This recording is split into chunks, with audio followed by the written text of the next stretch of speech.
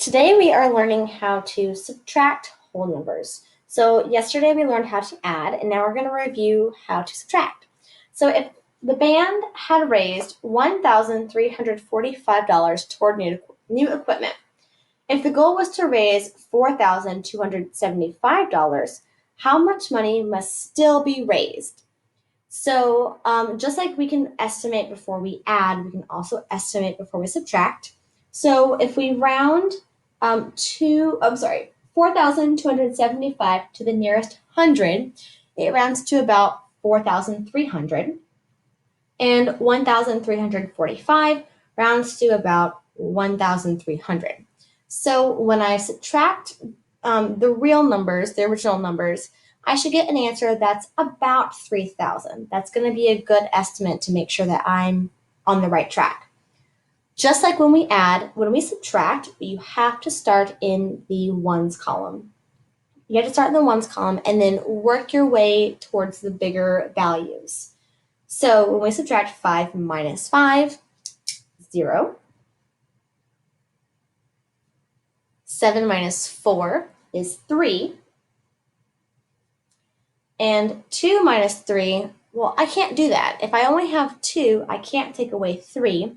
So I have to come over to this 4 and borrow. So I'm going to cross out that 4, and that 4 is now going to be a 3. And I'm going to move that extra 1 over here. I like to write it like this, right next to the number, so it's 12. You can also just cross it out and write a 12 on top. Either way, it's the exact same thing. So now I'm doing 12 minus 3, and 12 minus 3 is 9. And now I don't have that 4 anymore, I have a 3. So I'm doing 3 minus 1 is 2. So your answer is 2,930. So the band still needs to raise 2,930. When I'm thinking about what I estimated it originally, I knew that my answer was going to be around $3,000. And if I was to round 2,930 to the nearest thousand, that would give me about 3,000. So I know that my answer sounds correct based on my estimate, but now that we know how to subtract and add, we can actually use addition to double check that we did the work right.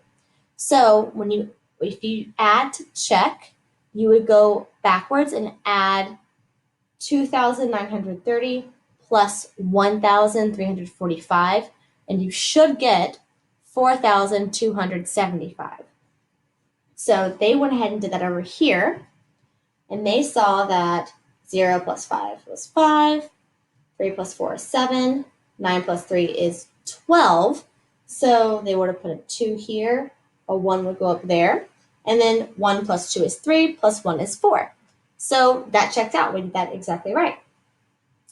On your slides today, just like yesterday, the slides are big enough for you to do the work on the computer if you wanted to, or you have the option of transferring your work to a sheet of paper instead, and then just putting the answer on Seesaw. So I'm going to show you exactly how to transfer and some good tips on how to transfer it. So again, I have grid paper and lined paper. Grid paper to me is the best way to do it just because there's no room for mistakes when you do it with grid paper. But I know that not everybody has grid paper at home, so I'm going to show you how to do it both on grid paper and on lined paper. So I'm going to do grid paper first, and I'm going to do 2,962 minus 845. Notice that this bottom number does not have a digit in the thousands place. So that means I need to have nothing under the 2 when I write it over here. So I've got 2,962. I like to put the minus sign way over there. That way, just in case I don't get anything mixed up or messed up. And I'm going to write this 845 backwards, starting with the 5 in the ones place. So that 5 is going to go here, 4, and 8. And I know that I wrote it correctly because nothing's under the 2, and every number is exactly under what it needs to be. So now I can subtract it over here. automatically I can see that I cannot subtract 5 from 2. Some of you are going to want to go backwards and say, well, oh, I can do 5 minus 2, but that wouldn't give you the right answer. Always think about the answer line is down at the bottom, so it wouldn't make sense for you to go to the middle, subtract up, just to write your answer below. Always think about if you're starting from the top, you're going to work your way down. So when you do 2 minus 5, the answer is going to go down here. If it helps, write an arrow going down to show you that you have to subtract going down. Because I can't do 2 minus 5, I'm going to go over to the 6 and borrow. So I'm going to cross out that 6, and it's going to become a 5. And I'm going to add a 10 to that 2 to make it 12. So now I have 12 minus 5, and that is 7. So the answer is going to go down here, 7. That makes sense because 12 minus 5 going down, the answer would go right there. Now I've got 5 minus 4 in the tens column, which is 1. 9 minus 8 is 1. And 2 minus nothing is 2. So I have 2,117. I'm going to come over here to my problem and just copy down that answer. Because I'm transferring all over here, and I already did my work over here, I do not expect you guys to show your work on the Seesaw slides if you do it on paper. You could upload a picture of your work page. That way I can just kind of tell that you did it correctly. And then you could also instead off to the side write, because it does ask us to use addition to check. You could add 2,117 plus 845, and you should get 2,962. So now that I did it on grid paper, I'm going to show you a good way to do it on just regular notebook paper. So my trick is to turn my paper sideways so that the lines are going down. That way I can only fit one digit in each column. So my problem is 4,000, move it over here. There we go.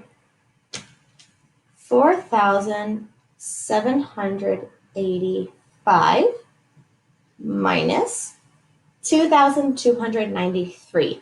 And I'm going to write that backwards. So the 3 should go to 5, 9, 2, and 2. There we go. So I can always start in the ones column. And actually, I might just go ahead and draw my arrow pointing down in the ones column. That shows me that I need to start in the ones column and then also subtract going down. So 5 minus 3 is 2. 8 minus 9, I can't do that, so I have to go over and borrow from the 7. That 7 is going to become a 6. And I'm going to add a 1 to make this 18. So 18 minus 9 is 9. 6 minus 2 is 4. And 4 minus 2 is 2. Add my comma right there, and then go over back to my work and just copy down that answer. So I've got 2,492. So I also said this is dollars, so I'm going to write a dollar sign because that's very important. That's my unit. So when you subtract, a couple of things to keep in mind. Just like addition, you always have to start in the ones column. There should always be at least 2 digits in the ones column. So always start there. And then you have to subtract going down. The whole point of this lesson is to show how you can subtract numbers using the standard algorithm. That means that you have to go over and borrow and then carry your 1 and that kind of thing. So expect that all of these problems will have at least 1 or 2 of those in there. If you don't have any numbers that you need to carry or anything like that, you need to make sure that you probably did something wrong, because the whole lesson is showing how you can borrow and carry and do that kind of thing. So start in the ones column. Make sure that you have a carry or maybe 2 possibly in your problems. And then also you can use addition to check your work if you're not quite sure if you got it right.